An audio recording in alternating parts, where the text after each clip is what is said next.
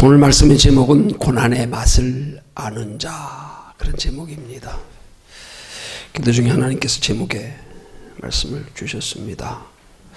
여러분, 고난의 맛이 어떤 거겠어요? 고난의 맛. 그 고난의 맛이라고 하는 것은 고난 중에서 기쁨과 평안을 맛보는 거예요. 아, 고난에도 은혜가 있구나. 고난에도 평안이 있구나. 기쁨이 있구나. 축복이 있구나. 이거 경험하는 거예요. 그 고난의 맛을 아는 거라고 하는 겁니다. 여러분, 고난의 맛을 아는 사람은요, 또 한 가지 느끼는 게 있어요. 그건 뭐냐면 육신의 편안한 환경 중에서 영혼의 외로움을 느끼는 거예요.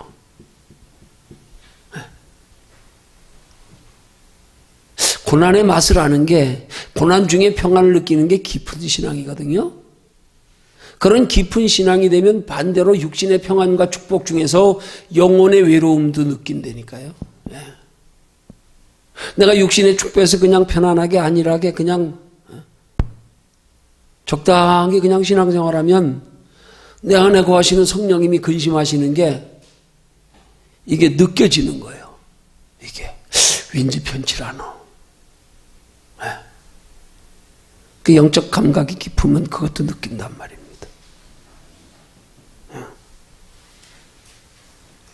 여러분, 어떤 면에서는 고난의 맛을 아는 사람이 진짜 믿음이 있는 사람입니다.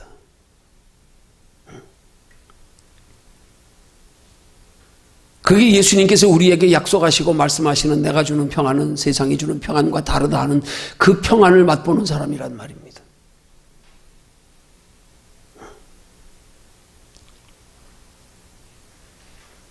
더하여 연결해서 우리 믿음의 감사는요, 축복에만 감사하는 게 아닙니다. 고난에도 감사하는 게 이게 바른 믿음입니다. 이게 진짜 믿음입니다. 왜요? 성경이 뭐라 그랬어요? 범사에 감사하라 그랬잖아요. 모든 일에 감사하라. 결코 감사할 수 없는 일에도 감사하라. 여러분, 성도는 고난 중에서 은혜와 평강을 누릴 수 있는 신앙이 될 때 어떤 환경 가운데서도 믿음이 변하거나 혹은 믿음을 잃지 않습니다. 고난 중에도 하나님이 함께 하시는 은혜를 맛보니까요, 어떻게 보면 고난 중에 하나님이 함께 하시는 은혜를 맛보면은요, 이 은혜와 축복이요, 육신적으로 하나님이 복 주시는 것보다 더 깊은 거를 알게 된다니까요. 아, 이렇게 귀한 거네. 아니, 육신의 환경으로 도저히 평안할 수 없는 환경인데 내 속에 막 평안이 물밀듯 밀려와요. 그 맛을 아는 사람들 때로는 어떤 때는요, 육신의 축복으로 평안보다요, 고난 가운데 하나님을 만났던 그때가 더 그리워지고요.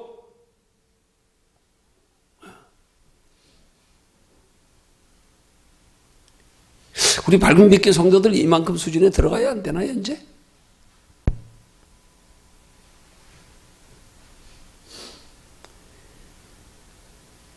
고난의 맛을 아는 자라고 하는 말씀의 제목 때문에 서론적으로 말씀드린 겁니다.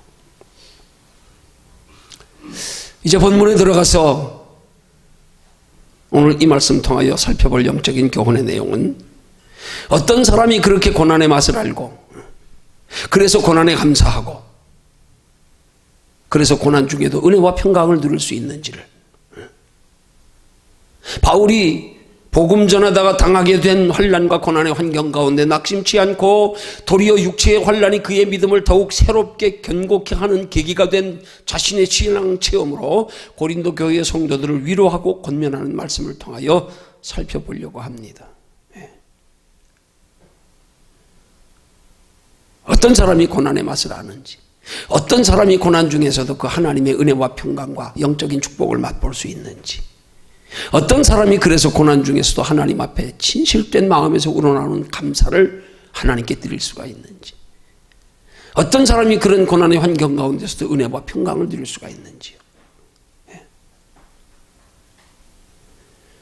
오늘 본문이 시작되는 16절 상반절에서 사도 바울은 말하기를 그러므로 우리가 낙심치 아니하노니 하고 말씀합니다. 여기 우리가 낙심치 아니하노니 하는 말씀은 어떤 상황에서 낙심치 않는다는 말씀인가요? 오늘 본문의 배경을 통해서 보면은 오늘 이 기록된 말씀에 보면 두 가지로 우리가 낙심치 않는 상황을 설명하고 있습니다. 첫째는 오늘 15절의 중반절에 겉사람은 후패하나 하는 말씀을 통해서요. 우리의 겉사람이 후패하는 것에 낙심치 않는다는 말입니다.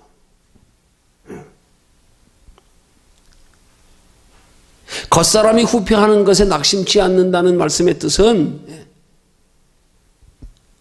쉽게 표현하면 사람이 세월 가고 나이 들면서 늙어 육체의 죽음이 가까워 오는 곳에 낙심치 않는다는 말의 뜻입니다. 그걸 다른 말로 표현하면 육체의 죽음이 가까워 옴에도 불구하고 육체의 죽음에 대하여 두려워하지 않는다는 말의 뜻입니다.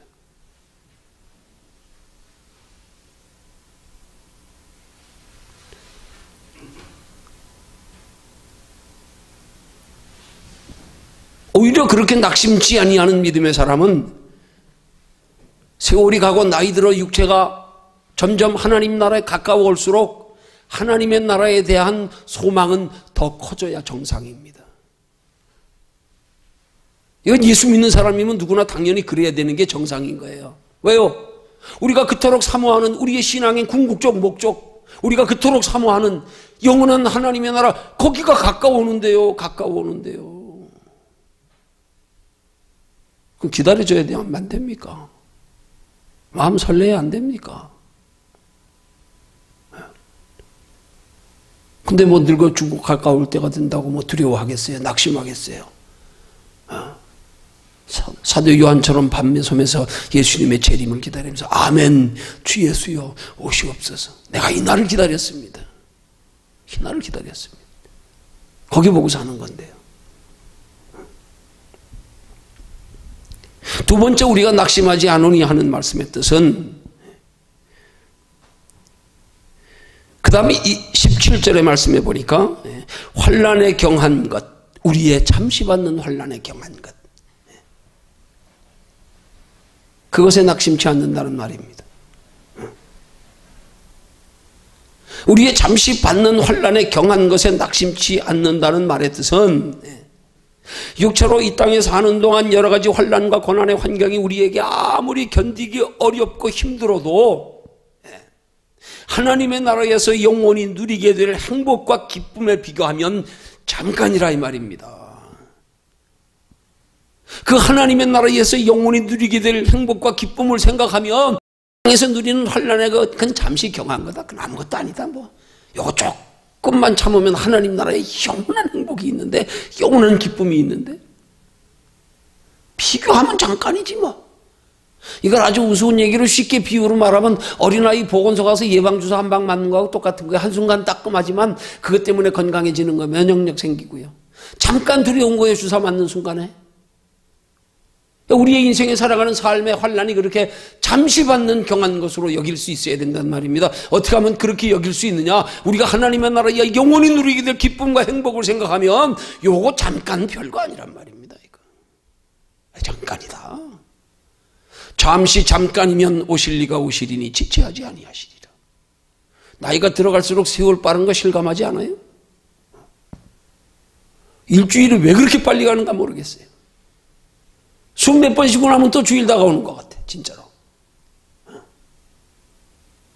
여러분들 세월 빨리 가는 건 느끼시죠?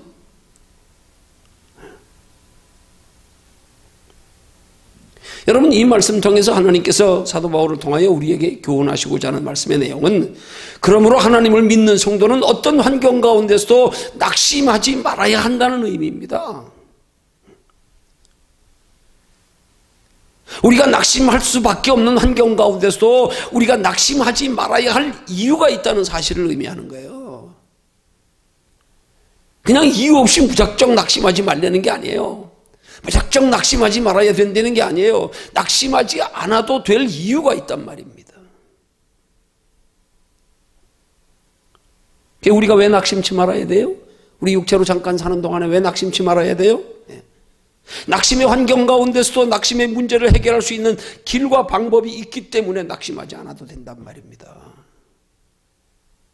하나님 우리에게 그 길과 방법을 예비해 두셨단 말입니다. 그걸 우리가 확실히 알고 믿으면 이 땅에서 당하는 어떤 환난에도 우리는 낙심하지 않을 수 있단 말입니다.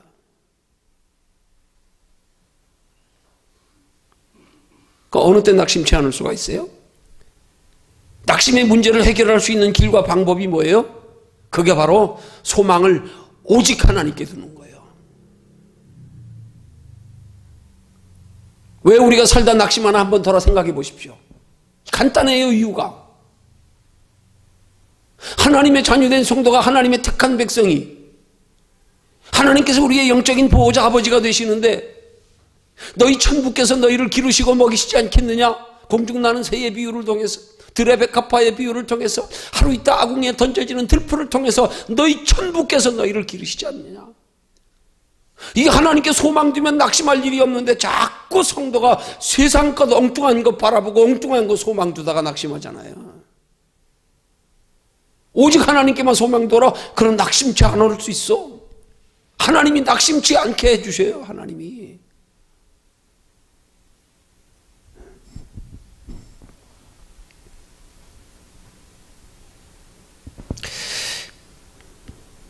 생각이 나서 잠깐 예화를 하나 소개하고요. 과거 급제를 위해서 작심하고 외딴 섬에 들어가 공부하던 선비가 과거 시험을 보기 위해서 한양으로 길을 나섰습니다. 그리고 육지로 들어가기 위해서 돛단배를 탔는데 그 돛단배에 노를 젓는 뱃사공이 아들과 함께 배를 타고 있었습니다.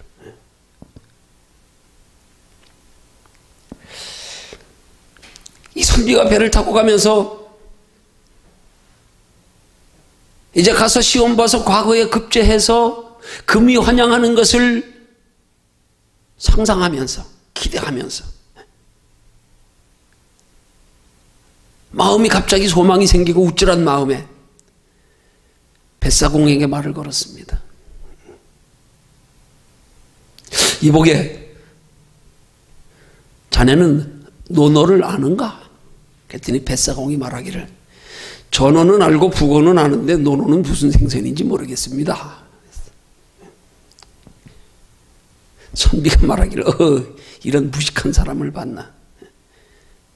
그럼 자네 자식은 천자문은 마쳤는가? 저희 같은 놈들은 천자문이 뭔지도 모릅니다. 뱃사공의 부자를 보는 이 선비가 안 됐다는 듯이 혀를 끌끌끌 차는데요.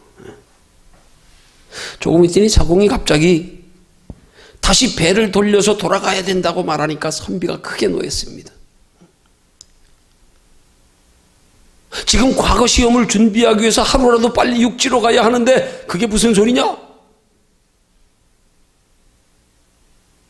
뱃사공이 말하기를, 아무래도 육지에 도착하기 전에 폭풍을 만날 것 같습니다.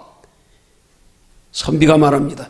논어도 모르는 자네가 뭘 안다고 당장 배 돌리지 못하겠느냐? 하지만 선비는, 이 사공은 선비의 말을 무시하고 힘껏 노를 저어서 돌아갔습니다. 그리고 섬에 도착할 때쯤에 큰 폭풍이 몰아쳤고 작은 돛단배는 겨우 파도를 뚫고 무사히 섬에 들어갈 수 있었습니다.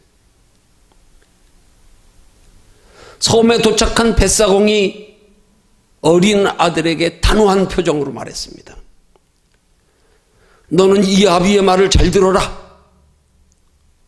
일단 노를 잡은 뱃사공은 어떤 일이 있더라도 그 누구의 지시를 받아서는 안 된다. 여러분, 이런 예화에 생각나는 거 없으신가요? 네? 우리 영혼은 하나님의 나라를 향하여 노져가는 인생입니다. 우리 소망 오직 하나님께 두면 하나님이 우리 책임져 주십니다. 근데 우리 살면서 어떻습니까? 하나님께 소망 둘 때가 얼마나 되는가요? 사람에게 소망 두고, 육신의 것들에 소망 두고,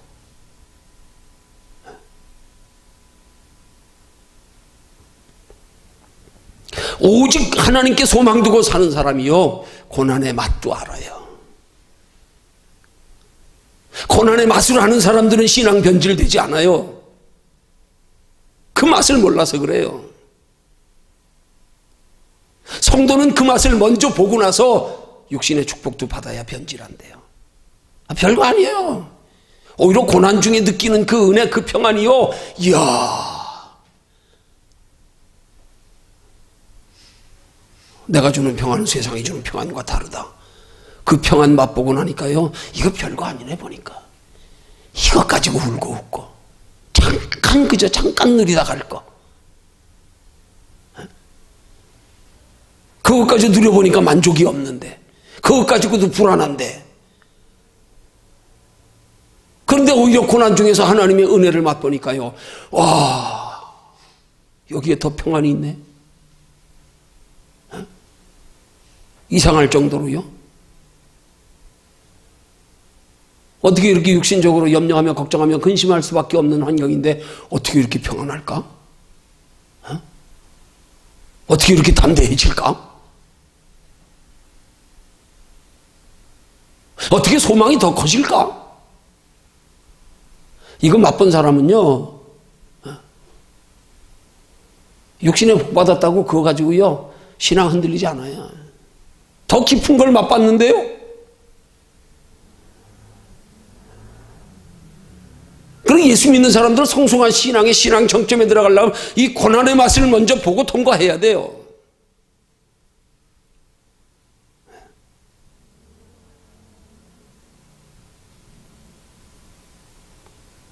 태풍의 한가운데 눈에 들어가 있듯이요. 거기 들어가 있으면 주변에 태풍 부는 거 관심 없어요.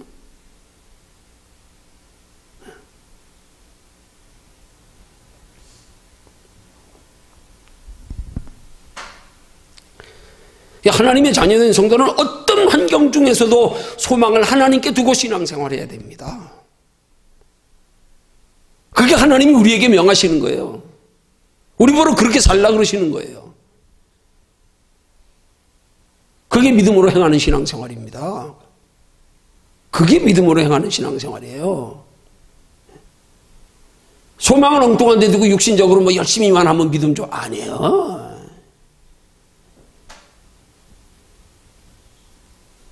하나님은 어떻게 보면 우리 행위를 요구하시지 않으세요.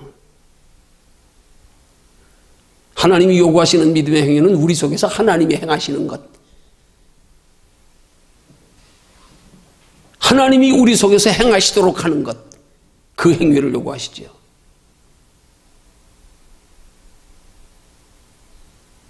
하나님이 뭘 우리를 통해서 영광 받으시겠습니까?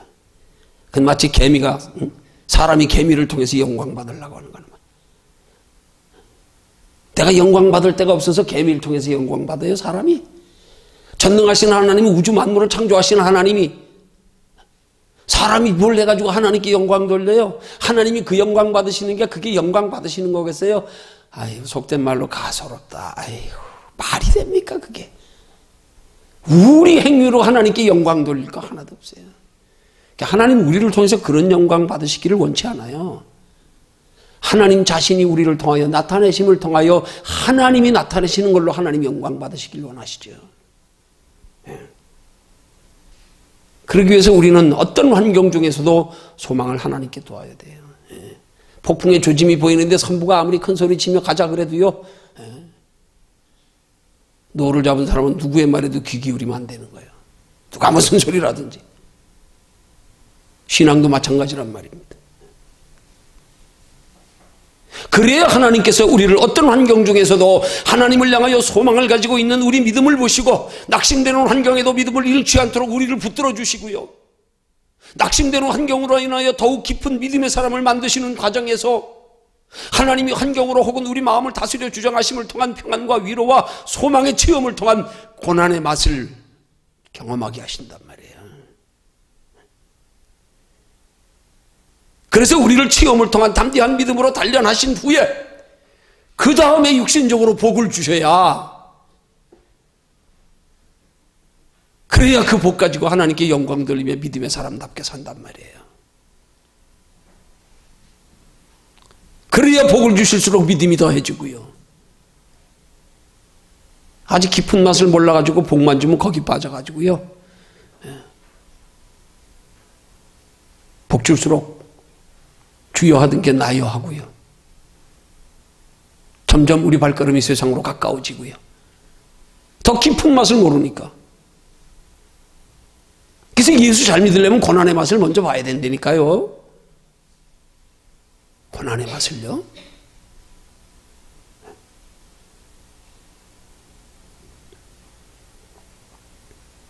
히브리서 11장 1절이 말씀합니다. 믿음은 바라는 것들의 실상이요. 여기 믿음이라고 하는 것은 바라는 것들이 실제로 존재하는 것이 되게 하고 바라는 것들을 이루어지게 한다는 거예요. 뭐가요? 믿음이요. 믿음이요. 그럼 그 믿음이 뭐냐? 그 믿음의 대상이 뭐냐 이 말이에요. 여러분 히브리서 11장이 말씀하고 11장 1절이 말씀하고 있는 믿음은 그 믿음은 하고 바라는 것들을 말씀할 때 그 바라는 것들이 우리가 생각하는 것처럼 단순하게 육신의 복이나 받고 하는 일 잘 되고 편안한 거 이거 바라는 거 이루는 믿음이 아니에요. 그 믿음 말하는 거 아니에요. 바라는 것들이 실상이야 하니까 내가 바라는 게 뭔가를 똑바로 성경적으로 정의를 해야 돼요. 먼저 분별해야 돼요. 알아야 돼요. 믿음은 바라는 것들이 실상이니까 우리가 바라는 걸 우리의 바라는 육신의 것에 두어가지고 그걸 대입시켜가지고 믿음은 바라는 것들이 실상이요. 성경은 그걸 말씀하는 게 아니란 말이에요. 히브리서 기자가 히브리서 11장 1절을 통하여 믿음은 바라는 것들이 실상이요 할 때 바라는 것은 하나님을 바라는 걸 말하는 거예요. 하나님을 바라는 거예요. 하나님을 바라라. 하나님을 바라라. 해바라기 해 따라가듯 주만 바라볼지라.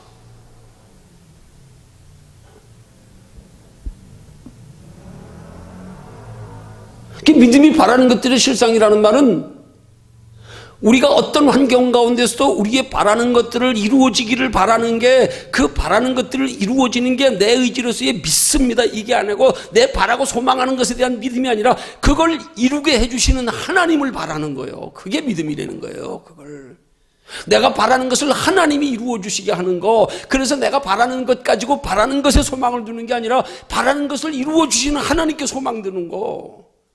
그게 믿음이라고 말하는 거예요. 히브리서 11장 1절의 믿음은요. 너희 바라는 것을 가지고 하나님을 바라라. 너희 바라는 것 가지고 소망을 하나님께 두어라. 하나님이 이루어 주시게. 이 믿음이란 말이에요. 이 믿음.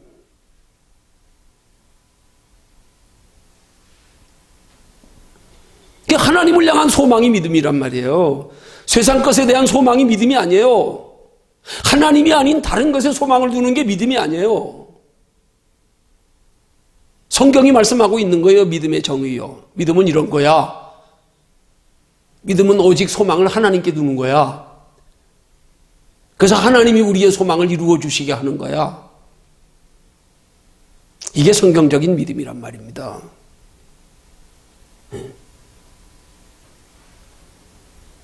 우리가 뭘 바라는 게 믿음이냐? 환난의 환경 중에서 환난이 바뀌어지길 바라는 게 믿음이 아니고 환난의 환경 중에서 하나님을 바라는 게 믿음이란 말이에요.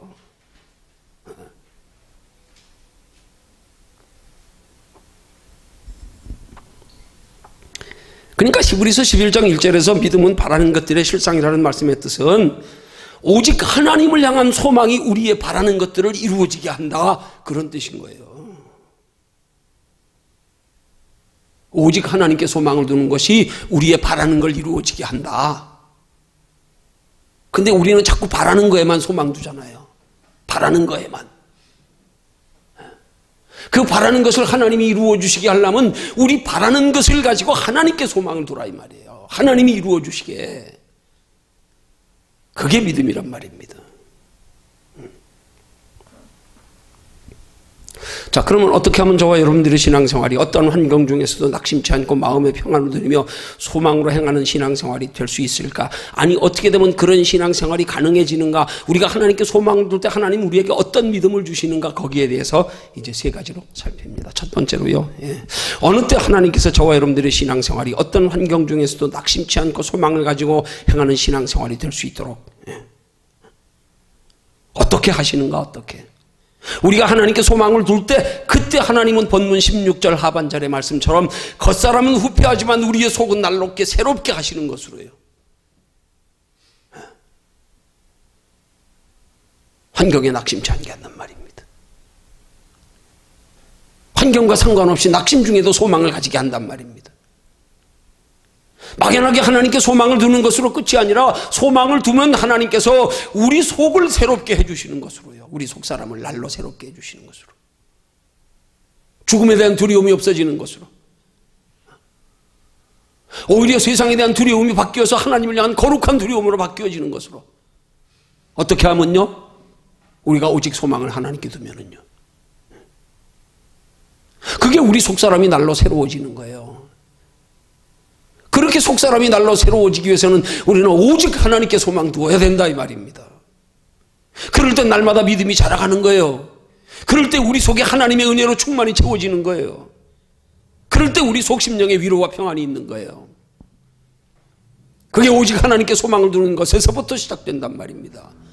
그러면 하나님이 우리 속 사람을 새롭게 하셔서 그런 신앙생활을 가능케 한단 말입니다.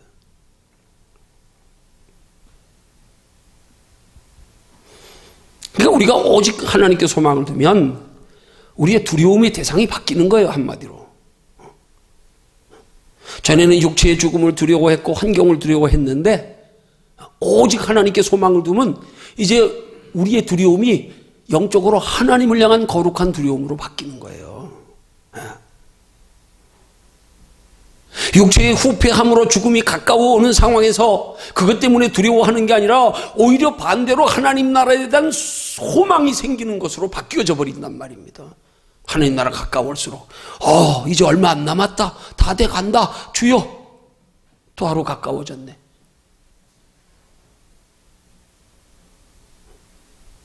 어떻게 해요? 오직 하나님께 소망 두면은요.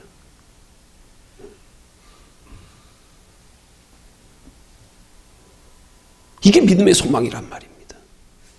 이 소망이 바로 하나님을 가까이 하나님께 소망 두는 것에서 온다. 다른 데 소망 두지 마라. 다른 데. 주만 바라볼지라. 내 주님 없이 난 못 살아. 그러면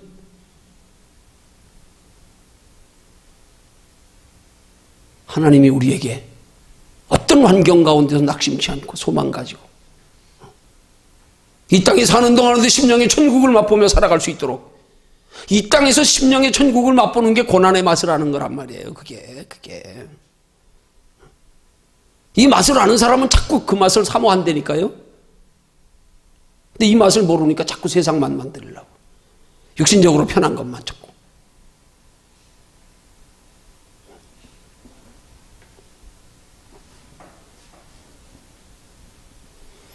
여러분 어떤 환경 중에서도 하나님을 향한 소망을 잃지 않는 신앙생활이 우리의 삶을 더욱 형통하고 복되게 승리하는 삶이 되게 하는 줄로 믿으시기를 주님의 이름으로 축원합니다. 그 다음 두 번째로 어느 때 저와 여러분들의 신앙생활이 어떤 환경 중에서도 낙심치 않고 소망을 가지고 행하는 신앙생활이 되는가.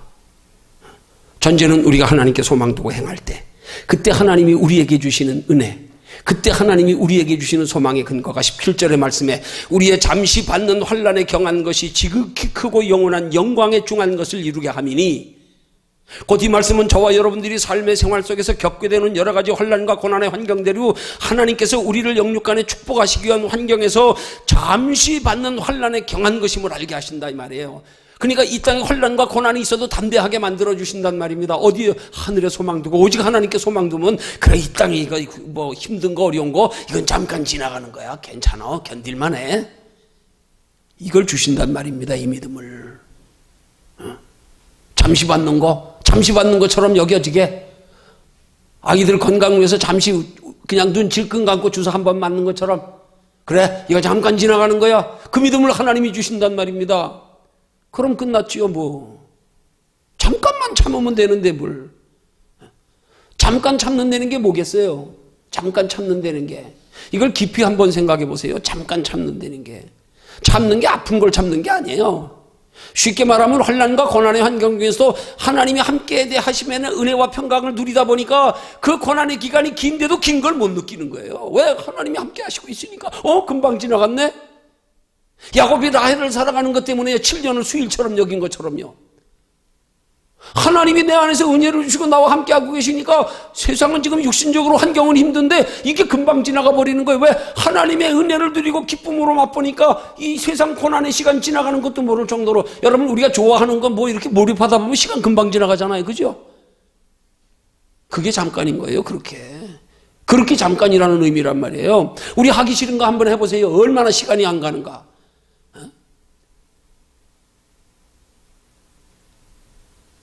명절 때 며느리가 친정 가는 데는 왜 그렇게 차가 늦게 가고 시간이 오래 걸리는지요? 근데 시댁에 가는 건 왜 너무 가기 싫은데 차가 왜 그렇게 빨리 가는지? 또 그것처럼요. 우리의 삶의 환난에 경한 것이 다른 게 아니란 말입니다. 하나님의 은혜를 누리고 있으니까, 하나님과 동행하며 평안을 누리고 있으니까요. 이게 그냥 고난의 환경이 의식도 안 하고 씩 지나가는 거란 말입니다. 쉽게. 거기에 관심 안 가지고 신경 안 쓰니까 금방 지나가는 거예요. 시선이 다른 데 있으니까 금방 지나가는 거예요. 그래서 환난에 경한 거란 말입니다.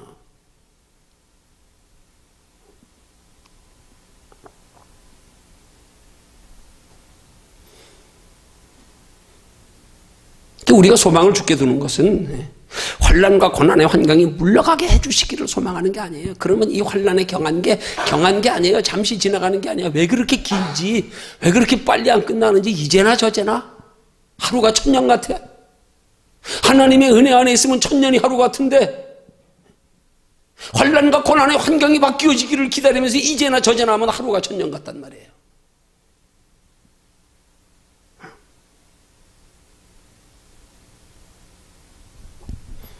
오직 하나님께 소망을 두면, 그러면 빨리 지나간단 말이에요. 빨리 환난도 견딜만 하고, 아니 견딜만 한 게 아니라 은혜 안에서 잊혀져 버리니까. 그게 바로 고난의 맛을 경험하여 아는 거란 말입니다. 그게 바로 세상이 주는 평안과 다른 평안을 맛보는 거란 말입니다. 이거 맛보는 성도가 돼야 돼요. 그 정도 신앙에 들어가야 돼요. 하나님이 우리 밝은 빛교회 성도들 그 정도 신앙에 들어가기를 원하셔서 이런 말씀을 주신 줄로 믿습니다.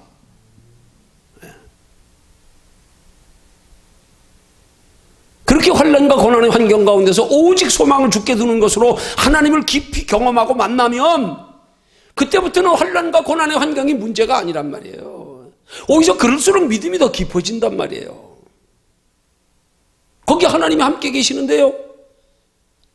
그러면 변화산상에 올라와서 베드로가 황홀한 체험을 하고 예수님 앞에 주여 여기가 좋사오니 우리 내려가지 말고 여기 초막셋을 짓고 우리 여기서 영원히 삽시다. 우리도 그럴 수 있어요. 그런 마음 들 수 있는 거예요. 환난과 고난의 환경 중에서도 하나님 좋습니다. 괜찮습니다. 그냥 주님과 붙들고 그냥 이거 이루고 싶어요. 그냥 세상에 나가고 싶지 않아요.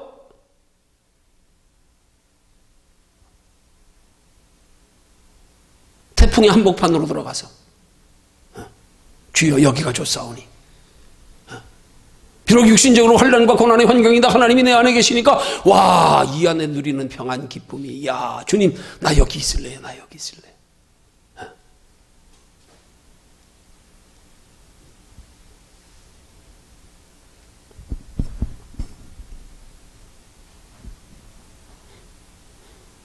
그러면 어떤 환난과 고난의 환경 중에서도 소망이 생긴단 말이에요. 하나님이 함께 하심을, 하나님께 소망 두는 것에서 오는 소망. 그게 무슨 소망이겠냐고요. 하나님이 함께 하시는 것에서 오는 소망. 하나님이 함께 하심을 믿는, 하나님께 소망 두는 것에서 오는 소망. 그것이 바로 하나님께로부터 우리에게 예비되어 오는 모든 좋은 것들. 내가 산을 향하여 눈을 들리라. 하나님이 내게 무슨 복을 주실까? 나를 통하여 어떤 뜻을 이루실까? 기대가 되고요. 내가 그렇게 하나님께 오직 소망을 하나님께 두는데 아무래도 하나님이 이 땅에 사는 동안에 환난만 주시겠어요? 이제 하나님께를 소망 둔 것에 대한, 하나님이 우리에게 주실 것에 대한 소망이 생기기 시작하는 거, 이게 진짜 믿음의 소망이란 말입니다. 하나님께 대한 소망은 안 두고 하나님이 일방적으로 우리에게 뭐 주시기만 바라고 소망하니까 그걸 흔히 말하기를 중이 연불엔 관심 없고 제밥에만 관심 있다고요. 그거하고 똑같은 거예요. 내가 먼저 오직 하나님께 소망을 두어야 하나님께로부터 오는 하나님이 우리에게 주시는 소망이 있어지지요. 그 소망이 우리를 영육간에 복되게 하고 믿음을 더 견고케 하고요. 그 이 맛을 아는 게 고난의 맛을 아는 거란 말입니다. 이 맛 알면은요 세상 별거 아니에요. 별거 아니라니까요. 다 이것 가지고 아둥바둥하고 뭐.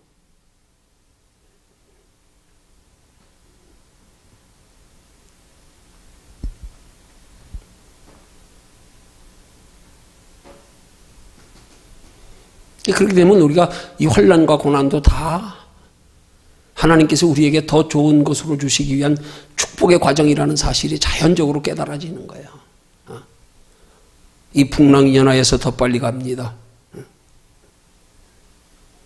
얼마나 큰 복을 주시려고, 얼마나 큰 상을 주시려고. 할렐루야. 고난을 대하는 자세가 달라진단 말입니다. 환난 고난이 있어도 별로 대수롭지 않은 거예요. 왜? 환난 중에서도 하나님의 함께 하심을 느끼고 경험하고 있는데 뭐 대수롭지 않아지잖아요. 그렇게 환난의 고난의 환경 중에서 우리가 오직 하나님께 소망을 두는 것으로 하나님을 깊이 경험하면 환난과 고난의 환경이 저와 여러분들의 인생의 앞길을 가로막는 게 아니라 도리어 활짝 열리게 한단 말입니다. 영육간에 활짝 열리게 한단 말입니다. 우리 오직 하나님을 향한 소망이 환난과 고난의 환경 중에서 우리 믿음을 유지하고 더욱 깊게 만드는 비결입니다. 환난과 고난의 환경을 능히 감당하고 극복하는 비결입니다. 환난과 고난의 환경을 영육간의 축복의 환경으로 바꾸는 비결입니다. 그래서 하나님께 대한 소망이 능력이란 말이에요. 세상에 소망 두지 말고 오직 하나님께 소망 두는 믿음이 능력이란 말입니다. 그런데 환난과 고난의 환경 중에 우리가 하나님께 소망 두지 않고 엉뚱한 것에 소망 두어서 낙심하게 되면 우리 인생의 앞길이 막힌 동굴처럼 돼버리는 거예요.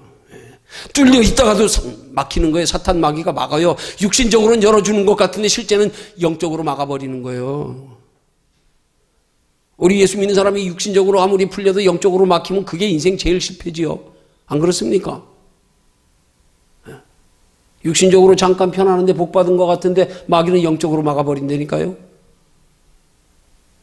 우리가 소망을 하나님께 두지 않으면요, 이 땅에서 잠깐 편안했어요. 어리석은 부자 되는 거예요. 그때 가서 아무리 나사로 불려가지고 내 입에다가 물 한 모금만 찍어달라고, 야, 천국과 지옥 사이에는 큰 구렁이 있어서 못 가.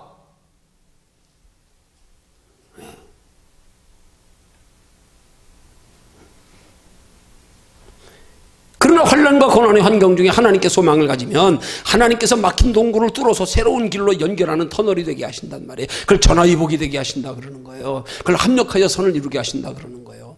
오직 하나님께 소망 두는 자는 그 소망에 하나님이 결코 실망시키지 않습니다.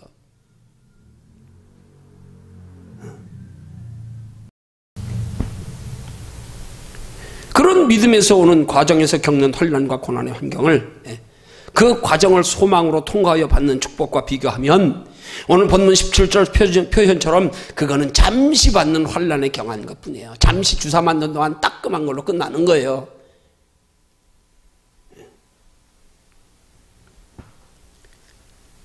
환난과 고난의 환경에 소망을 오직 하나님께 두는 것으로 잘 참고 인내하고 고난의 맛을 경험하는 귀한 영적 축복의 기회로 삼을 수 있는 저와 여러분들이 되시기를 주님의 이름으로 축원합니다. 그 다음 마지막 세 번째로, 어느 때 저와 여러분들의 신앙생활이 어떠한 환경 중에서도 낙심치 않고 소망을 가지고 행하는 신앙생활이 어떻게 되게 하시는가, 오늘 18절에 말씀합니다. 오늘 18절의 말씀이 뭐예요?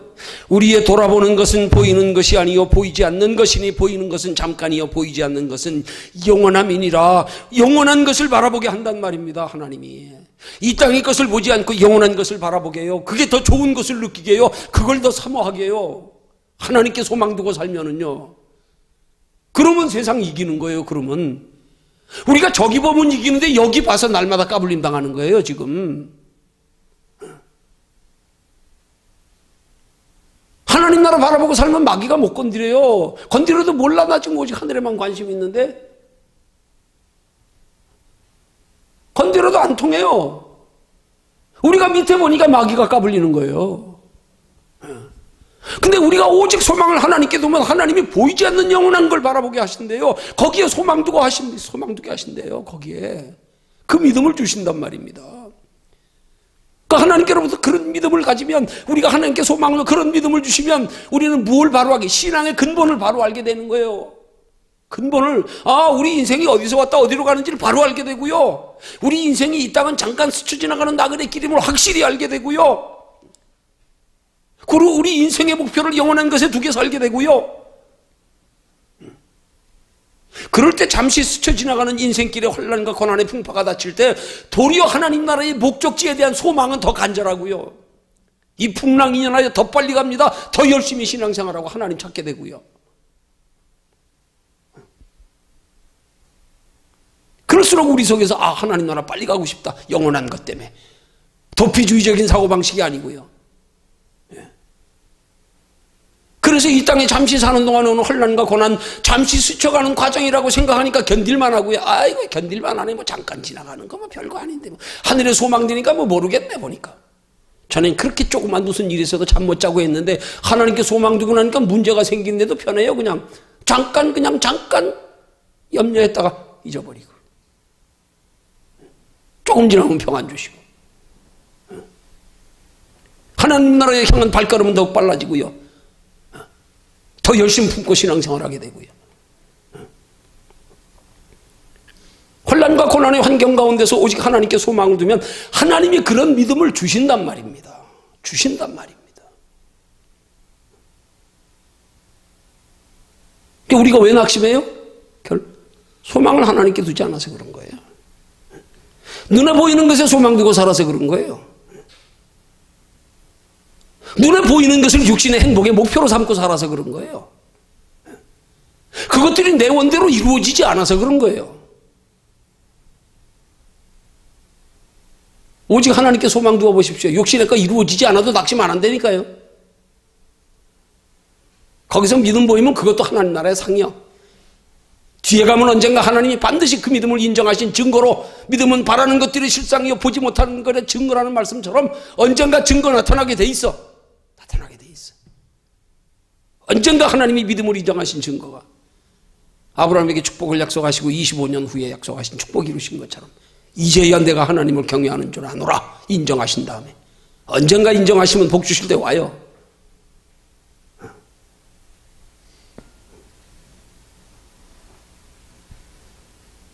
그렇게 되면은요, 작은 평안에서도 만족이 있다니까요. 하나님께 소망 두지 않으면 육신의 작은 것 가지고 평안에 만족이 없어요. 또 좀 만족할 만하면 얼마 안 지나면 또 더 큰 거에 대한 갈망이 있고요. 또 만족 못 하고요. 또 만족 못 하고요. 우리나라가 언제부터 이렇게 잘 살았습니까?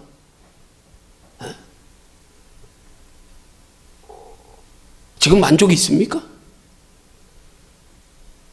우리나라만큼 시끄러운 나라가 없대. 다른 나라 사람들이 많이 그 얘기들이 많이 해. 지금 회자되고 있는 얘기야.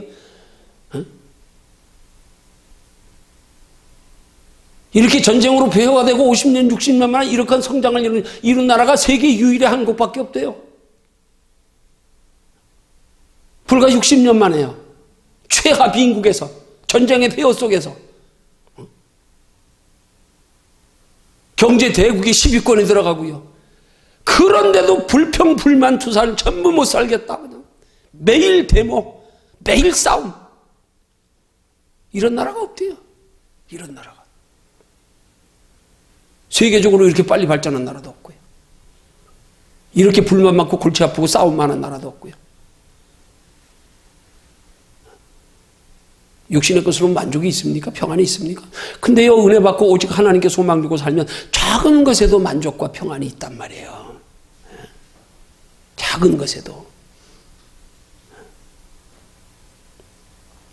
우리 좀 영적인 거품 좀 빼야 돼요. 영적인 거품.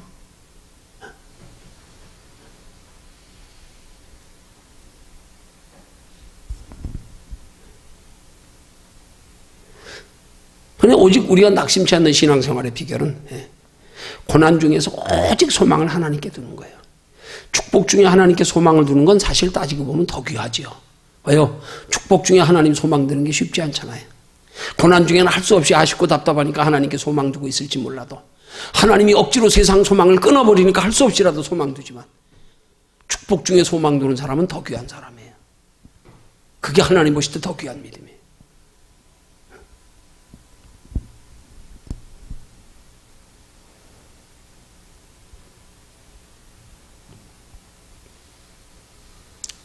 우리가 고난 중에 오직 소망을 하나님께 두는 것으로 날마다 우리 믿음이 새로워지고 깊어지는 것을 우리의 인생의 목표로 삼고 열심히 신앙생활할 때 그러면 태양 바라보면 그림자 따라오듯이 하나님 바라보고 가면 그게 믿음, 하나님 보는 게 믿음이에요. 다른 거 아니에요.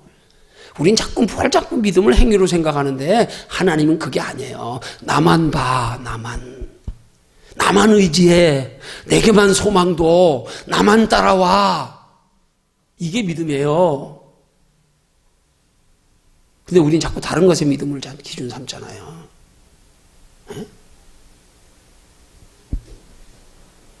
하나님이 원하시는 믿음의 기준은 별로 관심 없이 소홀히 하면서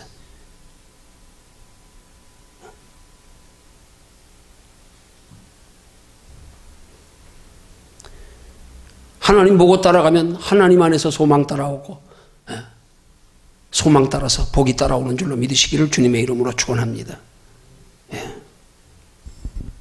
결론 맺습니다.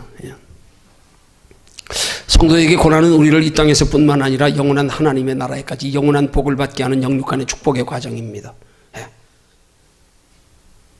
이 땅에서만 복을 받게 하는 데는 고난이 필요 없습니다. 하나님이 우리에게 고난을 주시는 것은 이 땅에서만 복 받으라고 하는 게 아니라는 증거예요. 이 땅에서만 복 받게 하려면 고난을 왜 줍니까?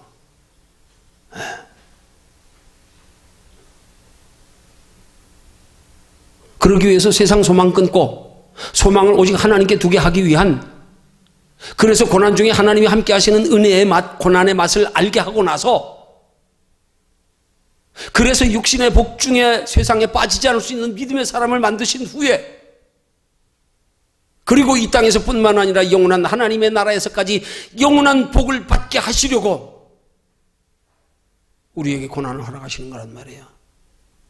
그리고 하나님은 우리를 고난을 허락하시면서 너 먼저 고난의 맛을 먼저 봐, 그러는 거란 말이에요. 고난 중에 함께 하시는 은혜를 먼저 체험해. 그거 먼저 구해. 그거 먼저 사모해. 그 맛보고 나서 그 다음에 육신의 축복을 받아야 자빠지지 않아. 그래야 하나님 나라 상일치 않아. 그래서 우리 육신의 고난의 맛을 먼저 봐야 된단 말이에요. 고난 가운데 함께 하시는 하나님의 은혜의 체험을 먼저 해봐야 된단 말이에요. 고난 중에서 하나님이 육신적으로 복 주시지 않아도 베드로처럼 주여 여기가 좋사오니, 지금 하나님 은혜 받고 나니까요, 가시밭에 백합화 예수의 향기 달린다, 동남풍아 불어라, 서북풍아 불어라. 아무리 힘들고 어려도 여기 평안이 있으니까 하나님 기쁘네요, 좋네요, 나 은혜 안에서 떠나고 싶지 않네요. 이 맛을 본 사람은 육신에 복 받았다고 흔들리지 않아요. 그때 픽픽 돌아가지 않아요.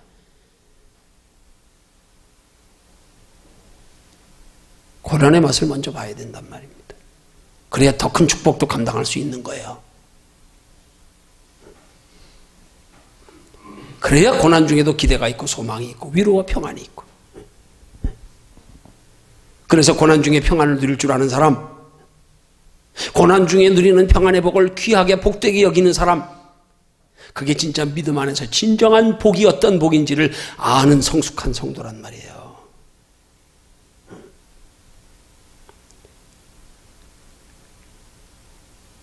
그러므로 고난 중에서도 하나님의 함께 하심을 날마다 믿고 의지하며 고난 중에 오직 소망을 주게 두는 것으로 고난의 맛을 먼저 알게 하시는 하나님의 깊은 은혜를 우리 소중히 여겨 사모하며 고난 중에서 자꾸 피하려고 하지 말고, 고난이 우리에게 깊은 은혜의 맛을 경험하기 위해서 하나님이 주시는 기회라 생각하면서 고난 중에도 하나님을 더 깊이 만나려고 가까이 하고 간절히 기도하는 저와 여러분들이 되시기를 주님의 이름으로 축원합니다.